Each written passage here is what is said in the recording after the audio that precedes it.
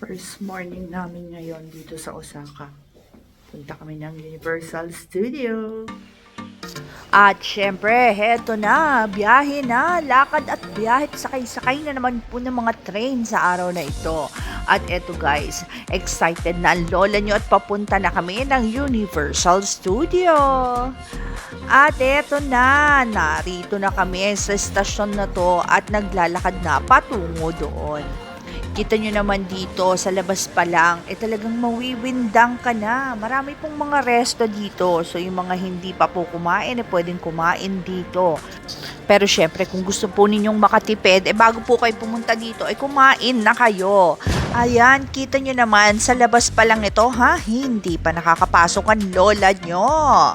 At ayan, kita nyo, pwede rin ho kayo dito mamili pag pauwi na kayo. May Universal Studio na mga tindahan din dito sa labas. At marami rin pong mga tindahan ng damit, anik-anik at kung ano-ano. Hayan na, natatanaw ko na. At talaga naman, na-excite ang lola nyo at medyo matagal-tagal na nung huling pumunta kami dito. At syempre bago pumasok, pictorial na po sa sikat na globe na umiikot sa Universal Studio. Yes guys, nasa Universal na tayo. Syempre kami, bumili na kami sa Klook. Kaya diretso na, may QR na kami. Make sure na wala po kayo niyang mga yan at mahigpit pong ipinagbabawal sa loob. At since nakabili na kami sa Klook, pinapasok na lang po namin ang aming mga QR code at diretso na sa loob.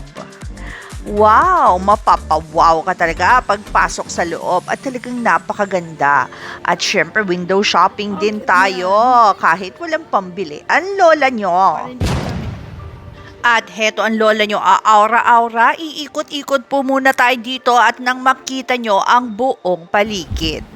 At eto pa po ang kabilang side. Hayaan na po ang lola nyo at naggaganda-gandahan. At eto guys, magra-rides kami. Kailangan ng shades. 3D po kasi yung papanoorin namin. Nanood kami kahit na hindi ko naintindihan. Maganda naman siya. Sesame Street na 3D. 4D pala yung Sesame Street na pinanood namin. Sorry na po. At eto guys, magra-rides po yung mga anak ko. At syempre, ang lola nyo, hindi po kakayanin yan. Kaya naghahanap po ako ng mauupuan. Matapos kong maghintay, kung malangang bitukan ng lola nyo, kaya eto, lalafang na kami. Pila raw dito at dito raw po ang bilihan. Self-service po dito, kaya hinihintay po namin ang aming pagkain. Actually guys, bawal pong magbaon ng pagkain dito, kaya kung gusto niyo, baunin niyo na po yung pagkain nyo sa loob po ng inyong mga tiyan. At hayan na ang aming lalafangin. Siyempre, gutom na ang lola nyo kaya ayan, tag-isang tray kami. Pero siyempre, titikman ko lahat yan. Hindi naman maaaring hindi ko matikman lahat yan. Woo! At heto, ito na ang unahin natin at nang masintensyahan na. Mukhang masarap ito at juicy ang laman niya. At heto na siya, ninanamnam ko na. Curly siya pero may iba siyang lasang. Sarap siya. At heto naman ang ating sisintensyahan. Bread siya, tapos sa loob, meron po siyang laman. Katulad po siya nung nabibili natin sa French Baker sa Manila. At ayan, hindi na po ako magpapatumpik-tumpik at sisintensyahan ko na. Creamy yung nasa loob. Tapos yung pie niya sa labas, crispy pa. Malasa rin siya. At syempre, hindi ko pinalampas ang mga side dishes. Kailangan matikman ko rin yan. May mga bacon and potatoes siya at meron din siyang parang mukhang pork chop. Hindi ko na po tinikman at baka maubos ko pa siya. What? Meron po siyang mga katabing bacon at saka mukhang fries. At eto naman siya, mag-rice naman po tayo at maggulay. Salad po ito. Kumpleto po talaga ang kanilang meal. May gulay, may rice at saka may meat. At eto na po ang lola nyo, lumalafang na at aarte-arte lang. Nagaganda-gandahan ang lola nyo. Galit muna tayo. At bago magkalimutan, huwag po natin kalimutan mag-click ng like and subscribe button para updated po kayo sa mga paglafang at pagpasyal ko. Nagmamadali na pong lumafang ang lola nyo kasi marami pa po tayong pupuntahan dito sa loob at nang makarami tayo. Nagmamadali na po kaming lumafang dahil naririnig na po namin sa labas at nandito na po ang parade. Siyempre hindi ko po ginamit ang kanilang tunay na sound. At baka ma-demonetize tayo at makapiright ang lola nyo. Actually guys, ang ganda po ng kanilang parade. Talagang babalik kayo sa inyong pagka-childhood. In Tagalog, mag-iisip bata po kayo. Parang nagsa-second childhood lang ang effect.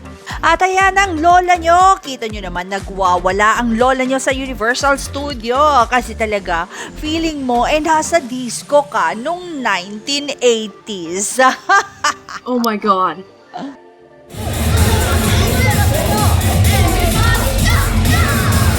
At ayan, palihim ko pong ipinarinig sa inyo kung ano po ang sounds dito.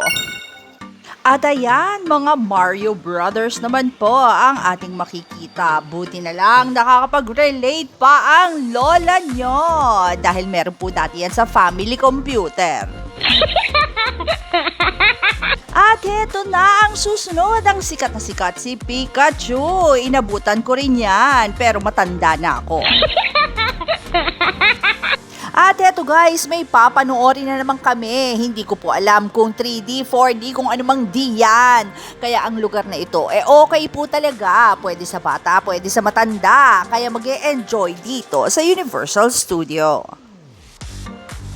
At eto, naglalakad-lakad na naman po kami at maghahanap na naman po kami ng pwedeng masakyan.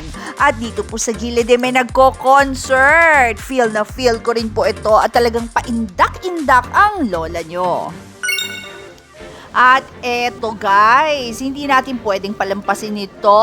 At nandito na po tayo sa area ng Harry Potter. Dito muna tayo sa tindahan at kita nyo, marami po talagang magagandang item na pwedeng bilhin. Sana all may pambili. Ang interior po ng tindahan talagang napakaganda. Feeling mo'y nasa pelikula ka. Wow! At hindi lang yan, ang labas po, tingnan nyo naman. Abay talagang mawiwindang ka at mapapatunganga. At eto, may naghohokus-pokus dyan. Ano na nga ba yung sinasabi? Wingardium Leviosa!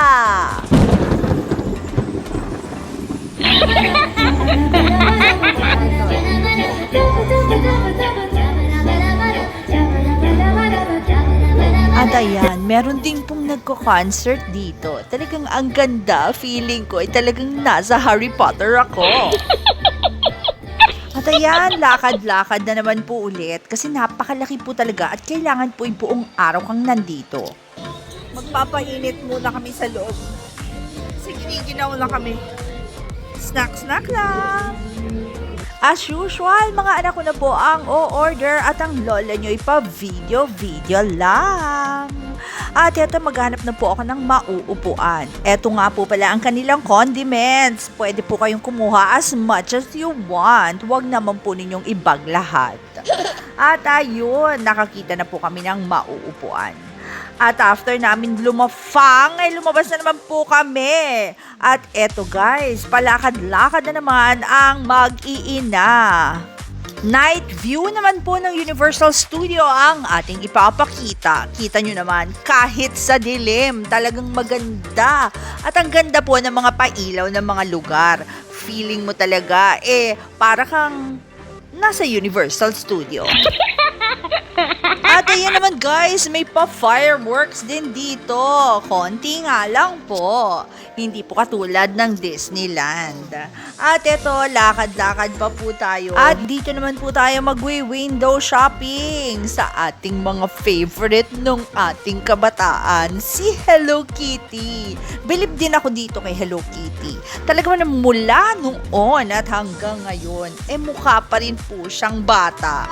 At ayan, Ayan, ang saya-saya na naman po ng lola nyo at may mapapanood na naman ako. Si Shrek. 4D po, si Shrek dito. At talagang nakakatuwa. May magagawa na naman ang lola nyo. At ayan, hindi ko na naman po sila maintindihan. At dito naman po, ayan, meron pong studio gift dyan. At dyan po nagre-refund ng tax. Kaya punta dyan bago mag-exit. At eto guys, nasa may exit na kami. Thank you guys for joining us sa aming pag-Universal Studio today. Hanggang sa mga susunod ko pang uploads. Bye-bye!